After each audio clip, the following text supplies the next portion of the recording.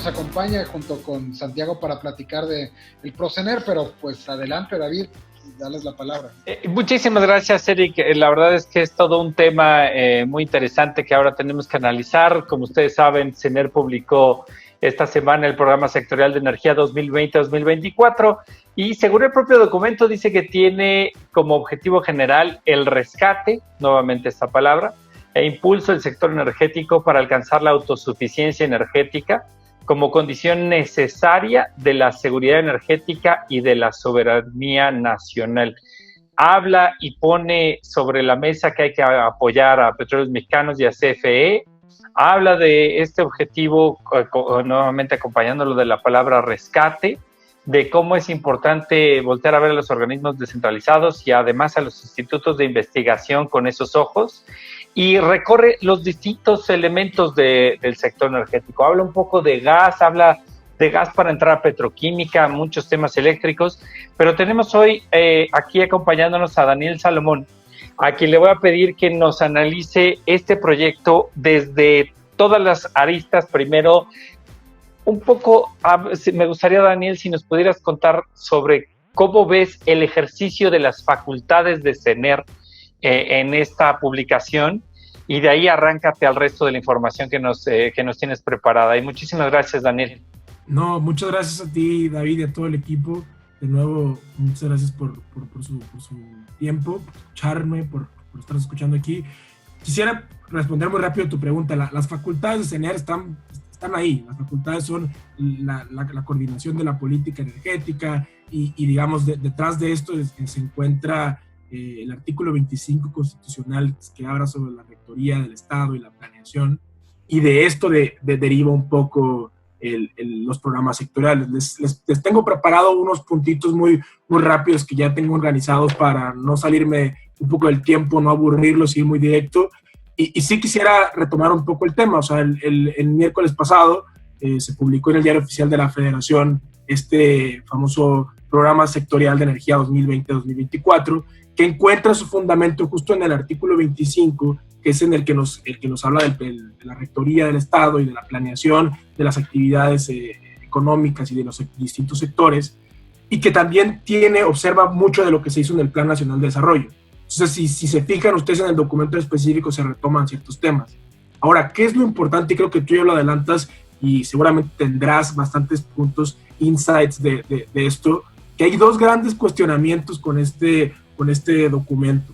El primer cuestionamiento, y va a parecer que sonamos muy trillados y como que no nos hemos dejado de molestar con lo mismo, pero es el tema de la consulta pública. De nuevo, la CONAMER. ¿Qué pasó con la CONAMER? Se publicó el plan sectorial, el programa sectorial de desarrollo, y hubo bastantes comentarios ahí. Me parece que se publicó el 15 de junio.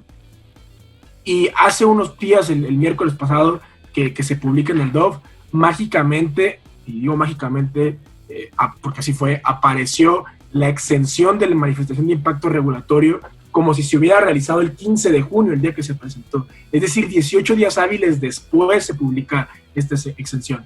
Yo no estoy queriendo prejuzgar nada, pero la normativa indica que el plazo para otorgar una exención es de 5 días, ¿no? ¿Por qué nos vamos a hallar? Por la fecha en la que dice el oficio, seguramente eso es la interpretación de la CONAMER, pero vamos, en un ejercicio de transparencia y de confianza de este organismo, pues sí sería necesario que se respete ese plazo para que las personas que están esperando esta documentación o que están comentando sepan que la intención es exentarla de impacto regulatorio. Gran parte de los comentarios es que sí tiene un impacto regulatorio, y si bien no es directo o no es la imposición directa de una regulación o de una carga, sí implica el cambio, y eso es muy importante, en las regulaciones existentes, o al menos pretende dirigir el análisis en este sentido. El segundo cuestionamiento creo importante es el tema del contenido.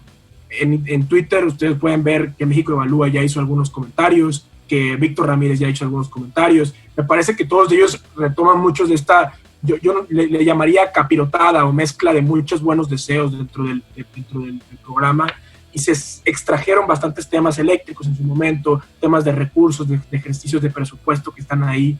Hay temas de Senagas que para mí me ponen los ojos llorosos. Hay temas de la participación de Pemex en el mercado del gas LP. No solamente son temas eléctricos, sino ya es toda la rectoría. Entonces esto me lleva a ser bastante directo. ¿Qué es un programa sectorial? Pues es un conjunto de objetivos, de prioridades y políticas que van a regir el desarrollo del sector. Básicamente, de lo que se espera es que este programa sectorial se publique basado en un análisis sectorial. Y esto es lo que se intenta hacer en las primeras secciones. Hacer un análisis de cómo está Pemex ahorita, de cómo está CFE, de cómo está el mercado eléctrico. Aquí el problema es qué perspectiva le están dando. Y eso seguramente mis colegas que se dedican más a estos temas podrán abonar más a esto. Ahora, ¿qué tan vinculante es? Lo primero que hice cuando vi este encabezado y este objetivo que nos menciona David fue, no lo voy a leer, voy a poner un tweet diciendo, no me importa lo que diga, o sea, tú no puedes pasar por encima de la Constitución. Y eso fue mi resignación primera. Después lo tuve que leer, obviamente, por temas laborales, pero es que ya es un tema que genera bastante frustración, ¿no?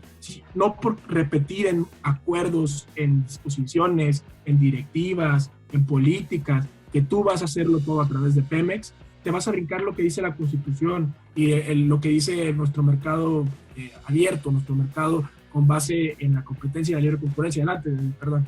Perdón, es que justo quisiera provocarte un poco más, Daniel, ya que aquí no vas a tener que borrar tus comentarios, quisiera llevarte un poco al extremo. Me diga, pidiéndote una opinión contra un párrafo muy específico. Dice, las EP han perdido participación en el sector energético. Esto es el diario oficial. Sí. Y luego dice, en el caso de Pemex se impuso una regulación y régimen fiscal así que tenían por objeto limitar su poder dominante. En tanto se lograba una mayor participación de agentes económicos que se supone propiciarían la eficiencia y el desarrollo competitivo de los mercados, lo que no aconteció, toda vez que los nuevos participantes no invirtieron de manera significativa utilizando la infraestructura del Estado, lo que no se vio traducido en beneficios para la población. Sí. ¿Cómo lo ves? Pues mi psicólogo me diría que me aleje de este documento porque yo ya no estoy en temas racionales. O sea, este es un tema de nuevo de los objetivos de la reforma. ¿Qué se espera de la participación de agentes privados? Y el mismo reconocimiento del documento sobre la dominancia de Pemex. O sea, suponen que la participación de los agentes iba a mejorar la competencia, pero no suponen la dominancia de Pemex. Entonces es importante. Hay que analizar, yo creo que sería un análisis más serio de ver qué es lo que ha fallado o lo que ha faltado para que la participación de estos agentes realmente se derive en un tema de mejores condiciones de competencia. Si me lo preguntas a mí rápidamente, te digo, en petrolíferos el acceso a la infraestructura sigue siendo limitado y la infraestructura es dominante de Pemex. En gas natural seguimos teniendo limitantes de infraestructura, seguimos teniendo retrasos en temas de permisos, pudieras pensar que hay un poco más de competencia. En electricidad el tema es claro, ¿no? La participación de CFE, la nueva voluntad de seguir operando como un solo agente, independientemente de la separación. Entonces, más bien analicemos y pongamos sobre la mesa ese tipo de particularidades. Entonces, de ahí mi molestia, la verdad, y un poco mi alejamiento de este tipo de documentos. Y esto me lleva a decirles qué tan vinculantes son, y ahorita vamos a terminar también contestando la pregunta de Ana Lilia, de qué tan posible es impugnarlos. ¿Para qué sirve un programa sectorial de este tipo? Bueno, lo que busca es guiar el desempeño de la política pública, busca guiar el desempeño de la regulación, incluso de las actividades comerciales que realiza el Estado a través de las EPEs, la asignación de presupuesto. Vamos a ponerlo así, es el statement del Estado de hacia dónde va su sector energético, ¿no? Pero no es una hoja de ruta, o sea, no nos dijeron cuándo y no nos dijeron cómo, ¿cierto? No. A mí lo que me preocupa, y creo que donde existen oportunidades de impugnación de esto, es cuando la CRE, por ejemplo, me vaya a realizar un acto contrario a la ley, por ejemplo, o diversa, que pueda pensarse que es contrario a la ley de hidrocarburos, a la ley de competencia, basado en este documento. ¿Me explico? Que vayan a poner en su resolutivo, considerando, con base en que la política tal o que el programa del Procener dice esto, yo entonces voy a ignorar lo que dice la ley de hidrocarburos y lo que dice la Constitución y voy a hacer esto. Eso sí sería muy grave. Y ahí yo creo, Ana Lilia, es donde se daría el acto de aplicación que valdría para poder impugnar esto. Digamos, ahorita yo creo que pudiera ser más cuesta arriba quererlo impugnar, porque sería difícil demostrar un acto de aplicación de autoridad. Me explico, como dices, David, ni siquiera es una ruta, es una serie de principios, es una serie de diseños que va a ser difícil aterrizar al tema jurídico. Ahora, hay que estar pendientes de cada vez que la propia CNER, en la emisión de sus actos, que la CRE, incluso que la CNH, pues si algún tema le pudiera llegar a temar, o actos de CENACE o de Senagas, habría que tomar en cuenta eso. Entonces, ¿qué tan vinculantes son? Vamos a ver cómo lo quieren aplicar, ¿no? ¿Cuáles son los límites?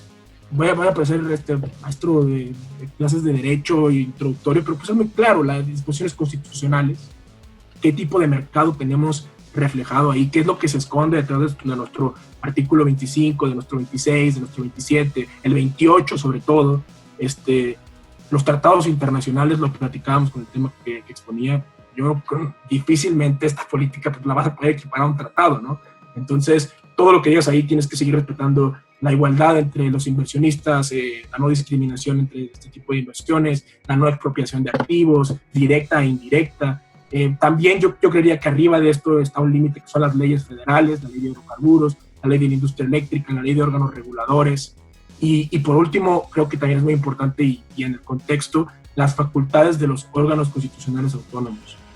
Esto yo no entendería jurídicamente cómo puede ser vinculante para COFECE, por ejemplo. Entonces es muy importante. Gracias. Sí, bueno, yo quisiera pronto pedirle a Ana Lilia que nos ayudara comentando un poco más de los puntos que México evalúa puesto sobre la mesa. Pero quisiera también ahorita entrar directamente a mencionar que me sorprende de enorme manera cómo, hay veces que pienso que el presidente de la República pensó que o percibió que con no incluir el capítulo de energía en el TEMEC, esto realmente iba a permitir que se hiciera lo que quisiera en temas de la toma de decisiones del flujo energético en México. Y que a lo mejor ya cuando salió del TEMEC nadie lo sacó de su error.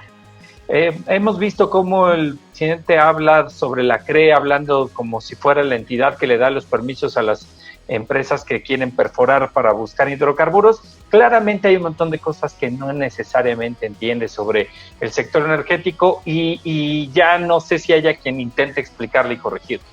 Y entonces mi percepción a estas alturas es que no se ha percatado del todo el país, el gobierno de México, que este hecho, el haber debilitado a la CRE, las políticas del sector eléctrico, de una u otra manera contravienen el TEMEC. Entonces, además el umbral que tan adecuadamente planteas, Daniel, también siento que hay un enorme reto de que eventualmente otra vez vengan a regañar, vengan a tratar de enmendar un poco la plana, decir, este tipo de cosas necesitan refortalecerse, no puedes andar diciendo que vas a estar inhibiendo la competencia, no puedes estar diciendo que vas a buscar canalizar el mercado hacia los lugares o personas morales que tú indicas, porque eso no está alineado con el TEMEC. Se habla de un impulso a que los privados inviertan en petroquímica, que no sé si es como una intención de dar ahí un dulce por todo lo demás que se estaba retirando. En fin, me parece todo un reto enorme el entender cómo se estructura ese documento y el resto con las obligaciones y elementos internacionales que se tienen. Adelante, amiga, los micrófonos tuyos. ¿Cómo ves este proceso? Y después también pasaremos con el resto del equipo para sus conversaciones. Adelante, Ana Lilia. Hola, buenas noches a todos. No tengo cámara, pero aquí estoy. Gracias por darme la palabra. La verdad, coincido plenamente con Daniel.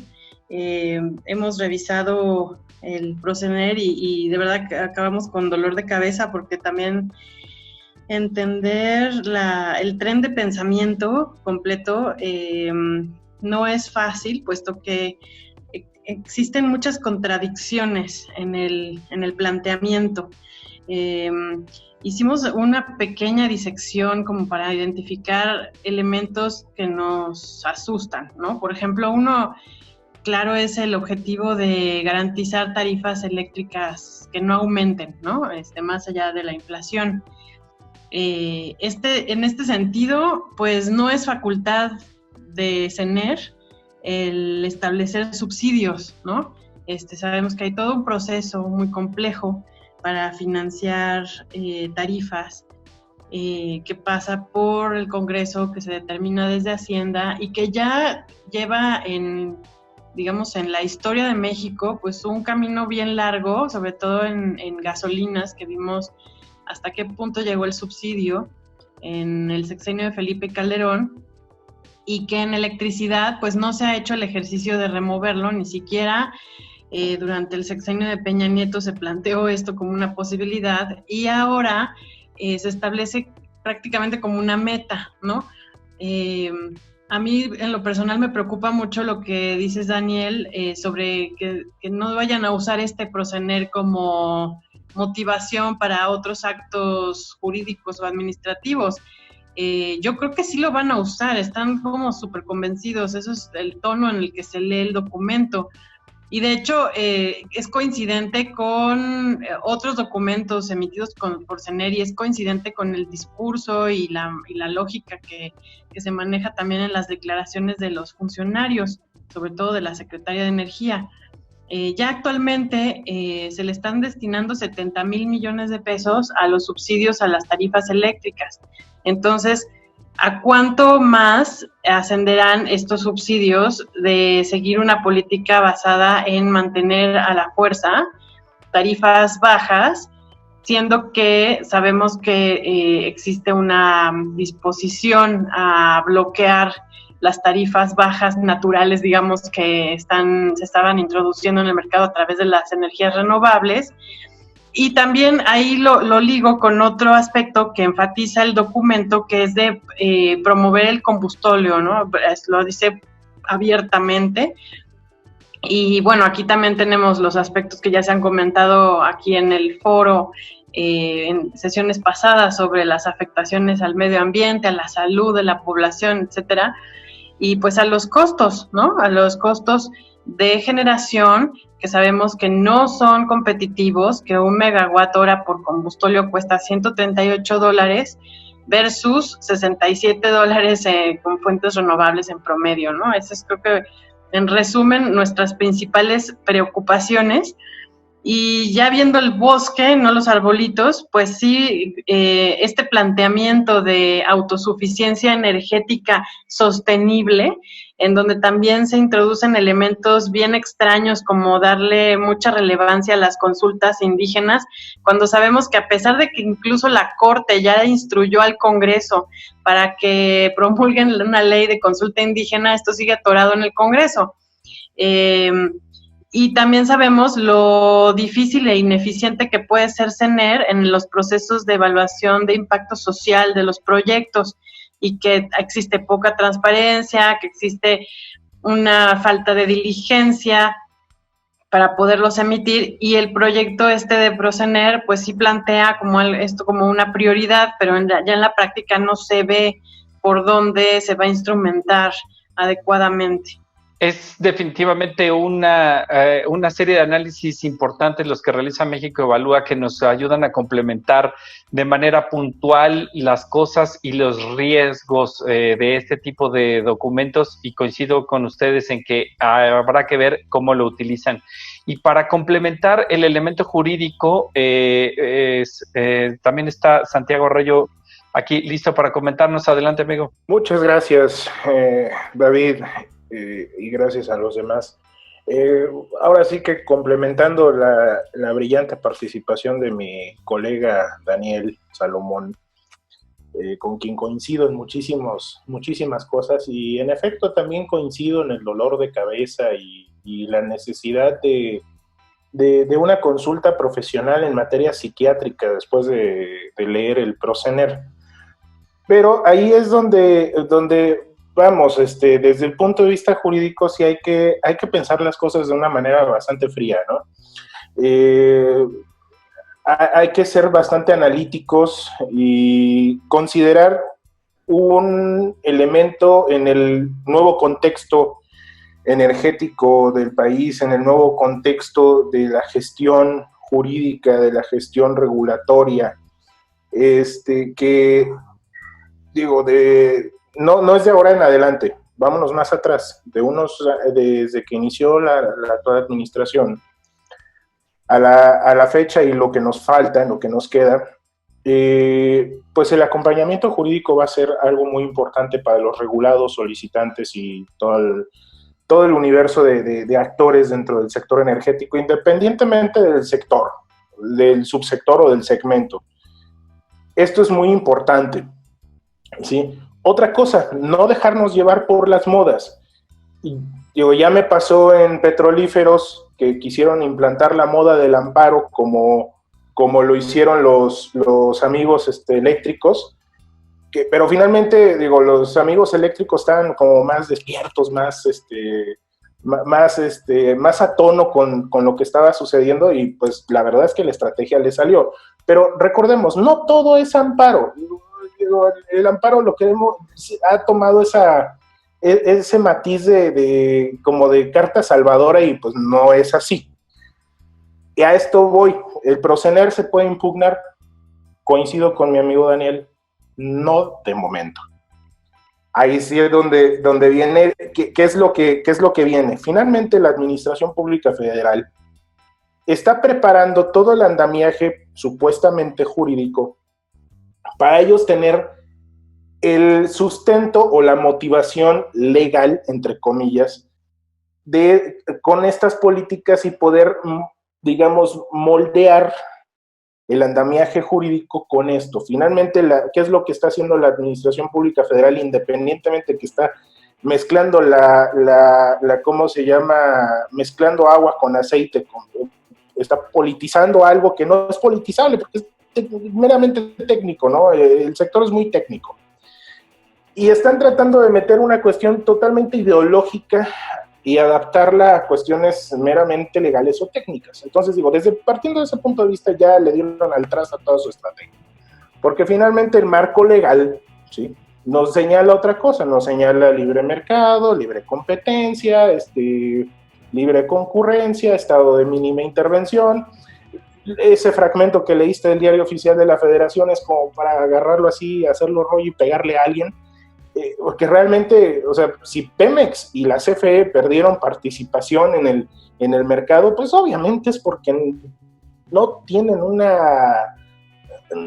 un plan diseñado en materia financiera y de mercado. O sea, realmente están actuando como se les dan las cosas, ¿no? Como vienen las ideas.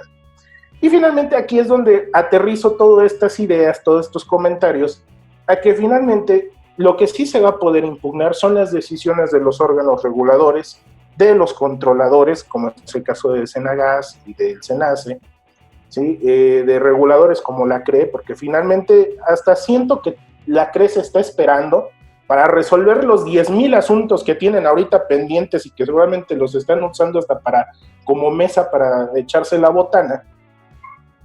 Y están esperando a todo este andamiaje que está creando la Secretaría de Energía para poder sustentar sus resoluciones. Y ahí es donde vendrá vendrá el momento de impugnar todas estas determinaciones.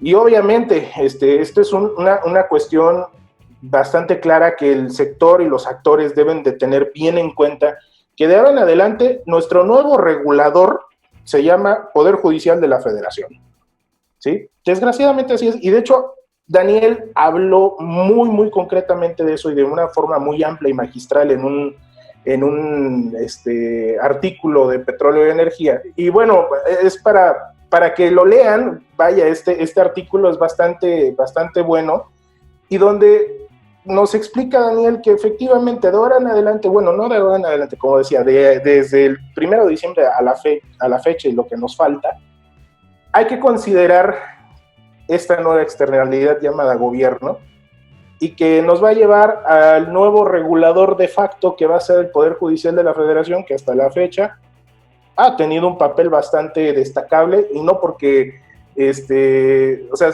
quitándonos de la cabeza ese tema de buenos y malos. Finalmente ellos, ¿qué es lo que están haciendo?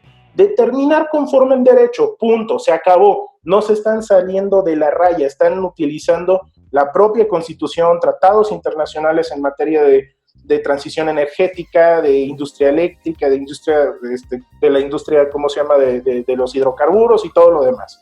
Entonces, realmente, ¿qué es lo que hace el Poder Judicial de la Federación? Pues resuelve conforme en derecho, punto. No se salen de la línea, hacen su chamba. Y desgraciadamente este va a ser el nuevo regulador, porque ahora sí que esperemos resoluciones por parte de la CRE que no beneficien a esta libre competencia, libre concurrencia, y que obviamente yo, como lo he dicho siempre, a la cuarta transformación o a la mal llamada cuarta transformación le encanta la reforma energética, tan le encanta que la está utilizando de una forma, y disculpen que lo refiera de esta manera, gandallamente, o sea, está gandallando el mercado, porque finalmente tienen cómo, tienen con qué, ¿sí?, en el papel, pero finalmente ya sabemos que financieramente CFE y Pemex ahorita son una verdadera desgracia. Pero debemos de tener bien claro esto, y finalmente no todo así de que sale una determinación, amparo. No, o sea, hay que analizar qué rumbo tomar, cómo hacer las cosas, el impacto que tendrá, porque finalmente hay que considerar incluso el impacto mediático del regulador, el impacto social, ¿sí?, el impacto económico, y todo lo que ello conlleva. O sea, si se va a llevar a cabo una estrategia de estas características para poder sacar adelante, porque de ahora en adelante así va a ser, para sacar adelante cualquier proyecto energético en donde nos topemos con un tema ideológico, va a ser ocurrir a tribunales. Entonces hay que analizarlo bien, hay que pensar mucho con la cabeza muy fría, ¿sí? Y la verdad es que el amparo no es la solución para todas las cosas. Y lo mismo comentaba ya para concluir con mi perorata.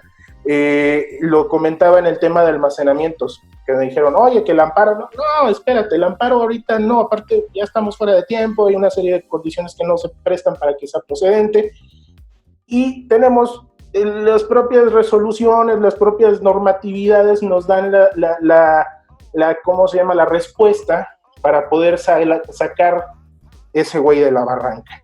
Y bueno, ahora sí que con esto concluyo. Muchísimas gracias por su atención, y pues ahora sí te dejo los micrófonos, amigo. Muchas gracias, Santiago. Pues yo creo que estamos sin duda ante un conjunto de ideas, no necesariamente estructuradas como hoja de ruta, que están concatenadas en un documento que, como bien menciona Cleanto, a quien saludo con gusto, tienen todo el sello del doctor Montoya.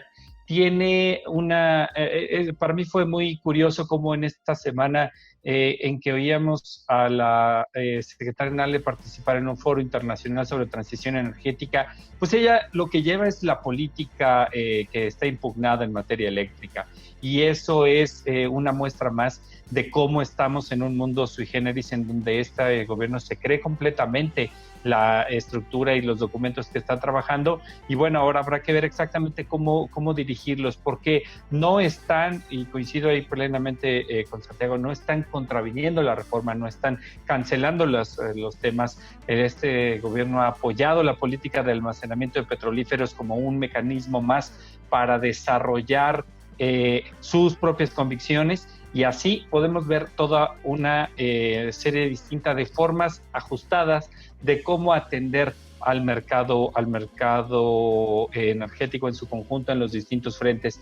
Entonces, pues yo les quisiera pedir, colegas, tanto a Ana Lilia Moreno como a Daniel Salomón, sus conclusiones finales. ¿Qué sigue? ¿Cómo quisiéramos abordar este tema? Ana Lilia, no sé si ya estuvieras lista, si no pasamos con Daniel primero. Sí, Ana Lilia, adelante. Gracias. Bueno, yo a manera de conclusión quisiera retomar lo que dije hace unas sesiones sobre el tema de la reforma incompleta energética en materia de arreglo institucional, y que en este Procener se expresa claramente, porque el artículo 33 de la Ley Orgánica de la Administración Pública Federal establece las facultades de CENER para hacer esta planeación energética, y creo que es la fracción quinta, que establece como una serie de criterios bajo los cuales CENER puede hacer esta planeación. Sin embargo, esos criterios no tienen una prelación, simplemente son un conjunto de ideas que no tienen pues vínculo uno con el otro ni un orden lógico. Y en este sentido, pues lo que se puede hacer como autoridad, pues es tomar lo que mejor convenga para acomodarlo a los objetivos que cada administración se plantea. Y siguiendo esa lógica, pues durante la reforma energética de 2013, al realizar esta planeación, CENER tomó elementos, por ejemplo, de seguridad energética, de eficiencia, de promoción de la competencia o de la inversión privada, me parece que dice así el texto, y fortalecer a la CEP, ¿no? Así viene. Entonces, así se armó ese tren de pensamiento. Llega el nuevo sexenio y cambia el enfoque, ¿no? Entonces, no, ya no queremos seguridad energética, queremos soberanía por encima de la seguridad, porque creemos que así es como se va a resolver el problema de la seguridad energética, y ya no vamos a a poner eficiencia en primer lugar, vamos a poner soberanía, y la fortaleza, la CEP, lo vamos a poner como el principal objetivo, ¿no? Entonces, esta disfuncionalidad que yo veo en la ley, pues finalmente se traduce en esto, en una elasticidad, si se puede decir así, de la autoridad para acomodar la planeación del sector, de la rectoría del sector, según sus objetivos, que pueden ser ideológicos o que pueden ser muy prácticos, pero finalmente no tenemos un criterio, ¿no? Yo analicé de dónde viene esta fracción de la ley y me topé con algo muy interesante. Cuando cambia el presidente Felipe Calderón el arreglo institucional un poquito, cuando trata de hacer su mini reforma energética, esta fracción de la ley cambia un poco, porque el artículo anterior venía desde el sexenio de Ernesto Zedillo, y me causó sorpresa que la fracción quedó intacta con la reforma energética. Y bueno, haciendo un poquito el análisis de por qué habrá sido esto, pienso que, bueno, nunca se imaginaron los priistas que iba a pasar lo que está pasando actualmente, que podía cambiar tan drásticamente el arreglo institucional. Pero sí creo que para futuros reformas sí sería bueno establecer como un criterio más pragmático, más técnico, o un orden de prelación, o al menos una definición de los conceptos, porque no se explica realmente qué es soberanía energética, ¿no? Frente a seguridad energética. Y también exploré cómo lo hacen otros países, ¿no? Entonces, por ejemplo, en la rectoría del Estado de la planeación energética en Europa, se establecen criterios, por ejemplo, ambientales, ¿no? O criterios de seguridad energética con parámetros claros de medición. Entonces, eso acota, de alguna manera, el riesgo de pues una infiltración ideológica en la planeación energética de un país, y creo que sí es algo que tendríamos pendiente como mexicanos para el futuro, para futuras reformas de esta ley orgánica. Muchísimas gracias, Ana Lilia. Les recuerdo a todos nuestros escuchas que pueden seguirnos también por YouTube, Spotify, y además que estamos ya partiendo nuestras sesiones para tener archivos más cortos por tema, a solicitud popular, con objeto de tener versiones más cortas que sean mucho más fáciles de manejar y de compartir. Daniel, adelante, te dejo los micrófonos, yo me despido y después dejo a mi compañero Eric Salas para el cierre. Muchas gracias y buenas noches a todos. Muchas gracias, David. Yo quiero concluir con puntos muy, muy concretos y vámonos al tema negativos y positivos. En lo negativo yo difiero y tengo que diferir con lo que dice mi compañero Santiago, mi amigo. Yo no creo que a esta administración le guste la reforma energética. Yo creo que le estorba la reforma energética. Pero en su afán de no modificarla y no hacer algún tema, un alboroto político, un tema más difícil manejo, se están haciendo a través de este tipo de modificaciones de legislación administrativa, ciertos cambios. Eso es negativo porque notoriamente este tipo de directivas, los acuerdos que ya hemos hablado, que se han judicializado, no son conformes a lo que dice nuestra Constitución en el mercado energético, no son conformes a las leyes vigentes. Entonces, en ese sentido, ese es un punto negativo. Otro punto negativo es este afán por querer fortalecer o querer impulsar el sector energético a través de las empresas productivas del Estado. Y esto se relaciona con mi tercer punto negativo, que es la coordinación entre los agentes. Esto es importante, lo quería comentar en la primera participación. Hay un punto que me parece a mí preocupante, que es estos mecanismos de coordinación que se van a establecer entre SENACE y SENAGAS con las EPES. Ojo con eso, porque en nuestra legislación, al menos lo que tengo muy claro, el tema de SENAGAS, y seguramente como Independent System Operator, SENACE debe tener las mismas reglas de imparcialidad. Pues hay que ver, hay que tomar ojo de en qué van a consistir esos mecanismos de coordinación. Del lado positivo, esto es una prueba más. Este documento publicado en el Diario Oficial de la Federación es una prueba para la empresa que vaya a demandar a México o al gobierno mexicano, o que vaya a tener un arbitraje, va a decir, mira, aquí está otra evidencia de que el gobierno mexicano dijo que quiere hacerlo a través de las empresas productivas del Estado, que no le sirve mi participación, que solo lo va a hacer así. Otro punto positivo hoy en día es las inversiones existentes están seguras. Sigue existiendo el andamiaje constitucional, el andamiaje legal, la reminiscencia de nuestras instituciones, el Poder Judicial haciendo su trabajo, entonces las inversiones todavía están. Esta política no va a cambiar de facto la situación, y lo que sí, la recomendación para todos los interesados en esto es estar al pendiente de cada decisión que tome el regulador, sobre todo las decisiones importantes, si están fundando sus decisiones en esta política, bueno, hay un espacio para impugnarla. Entonces, yo con esto les agradezco mucho la invitación, y a los que nos acompañaron, pues muchas gracias. Perdón, gracias, Daniel. Decía, y de nuevo, gracias por tu participación, lo mismo, David.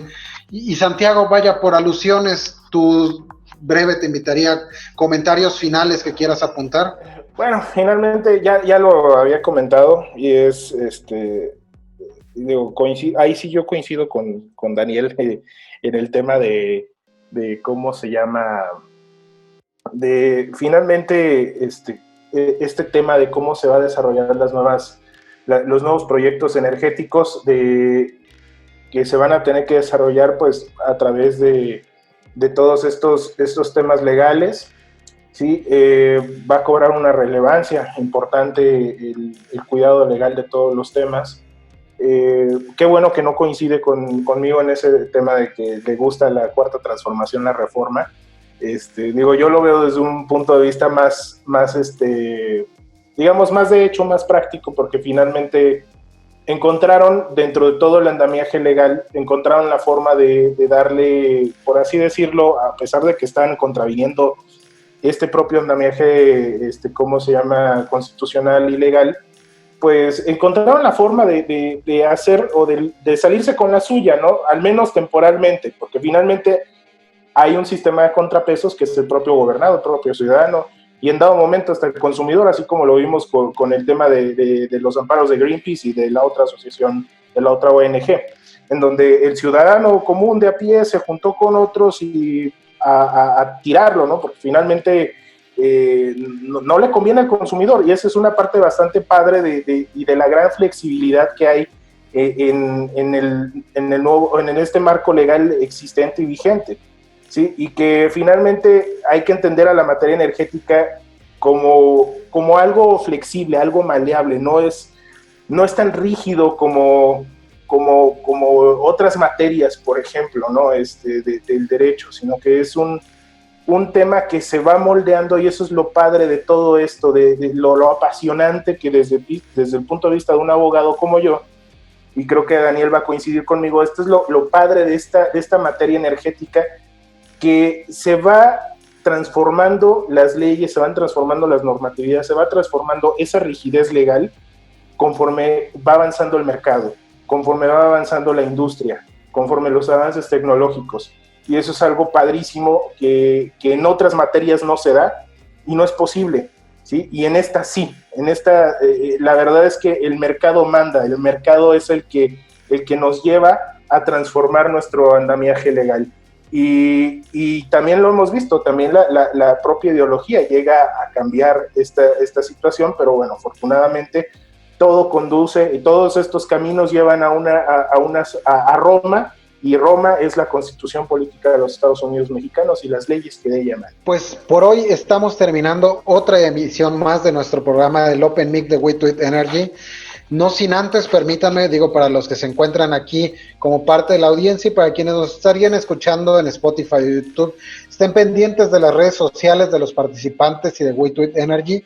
La semana próxima va a haber un programa especial, va a ser uno realmente relevante. Hemos visto a través de por lo menos los últimos 2 o 3 años la relevante creación de las agencias energéticas en los estados y el papel que están comenzando a jugar.